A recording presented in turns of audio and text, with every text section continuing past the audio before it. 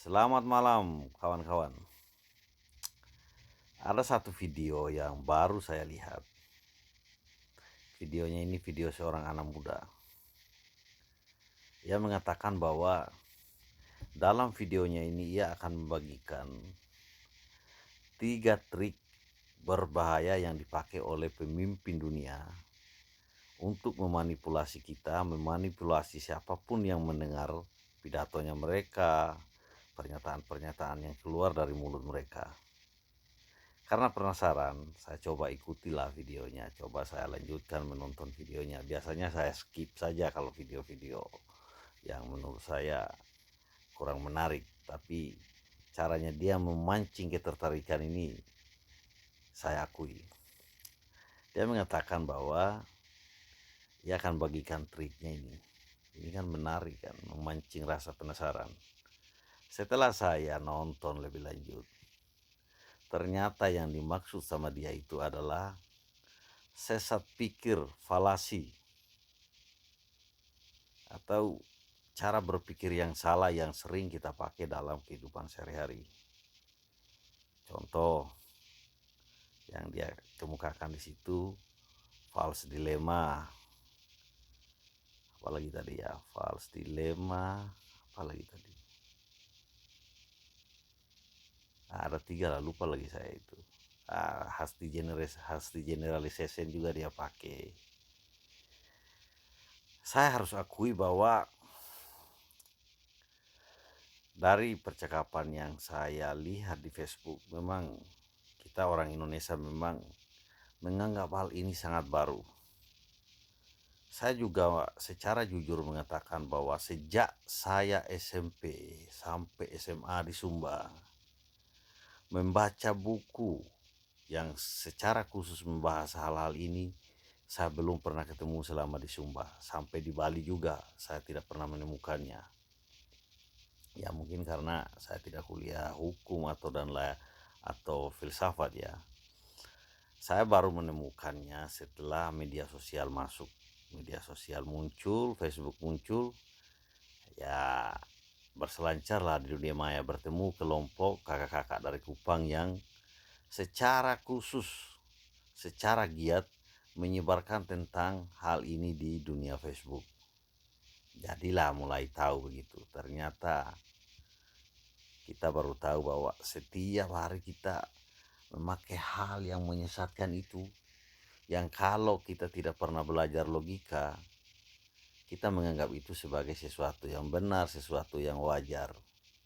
Lalu muncullah Rocky Gerung ya, yang mengatakan bahwa moral tidak bisa dibatalkan oleh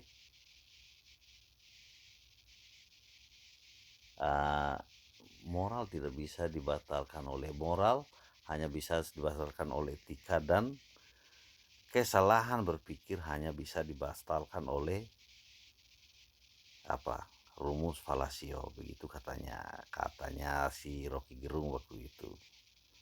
Nah, jadi di kalangan orang-orang yang memang belajar filsafat, logika, hukum, hal ini bukanlah hal baru.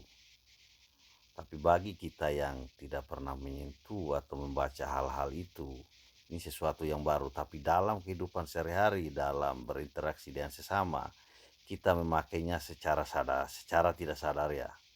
Karena kita tidak pernah diajarkan di bangku sekolah tentang hal-hal ini. Padahal kalau di Afrika sendiri, saya lihat itu lewat video-videonya seperti di Nigeria sana, pelajaran logika ini atau critical thinking ini sudah diajarkan sejak mereka SMP. Sehingga wajarlah kalau ada yang mengatakan bahwa kita orang Indonesia ini sengaja dibiarkan bodoh. Sengaja dibiarkan bodoh. Supaya apa? Supaya kalau andai itu diajarkan, kita akan menjadi kritis sama pemerintah. Untuk itulah mereka mungkin tidak mau memasukkan pelajaran logika dasar itu ke dalam mata pelajaran di SMP, SMA. Itu menurut saya ya. Sehingga dalam komentar yang saya lihat di video itu, begitu banyak komentar yang menanyakan berapa IQ-mu dan lain sebagainya. Ya, itu menunjukkan kekagumannya mereka terhadap sesuatu yang baru mereka dengar.